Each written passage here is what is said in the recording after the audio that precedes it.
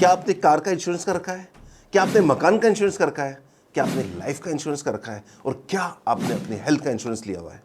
ज़्यादातर लोगों का जवाब होगा हाँ, क्योंकि हमें पता है कि अगर कोई अनहोनी हो जाए तो इंश्योरेंस हमें फाइनेंशियल प्रोटेक्शन देता है।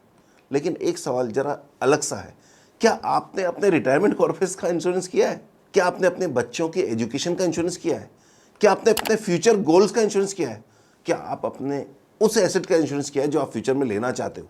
जरा सोचिए, सालों से इन्वेस्टमेंट कर रहे हैं आप, लेकिन उसके बाद में जब आपको पैसे की जरूरत पड़ेगी उस समय आपका पोर्टफोलियो उतना वैल्यू दे पा रहा है कि नहीं जितना आपको अपने फ्यूचर गोल्स की जरूरत है। सच तो यह है कि ज्यादातर इन्वेस्टर्स ने अपने फाइनेंशियल गोल को प्रोटेक्ट ही नहीं किया है, और इसी सोच और इसी कंसेप्ट को लेकर हम आ रहे हैं एक नई इन्वेस्टिंग सीरीज को, जिसका नाम है बाई एंड मैनेज। क्योंकि पुराना कॉन्सेप्ट था बाई एंड होल्ड, फिर लोगों ने कहा diversify your buying and hold, यानी अलग अलग एसेट पे पैसा लगाओ ताकि रिस्क कम हो जाए।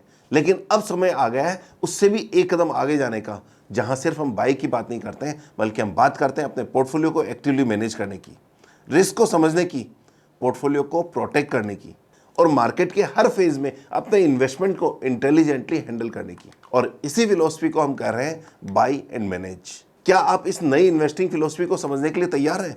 अगर हाँ, तो अभी चैनल को सब्सक्राइब कीजिए और कमेंट करके बताइए कि क्या ये पूरी सीरीज हमें फ्री रखनी चाहिए या इसे पेड सीरीज बनानी चाहिए, क्योंकि आपका कमेंट ही तय करेगा कि हमें आगे क्या करना होगा।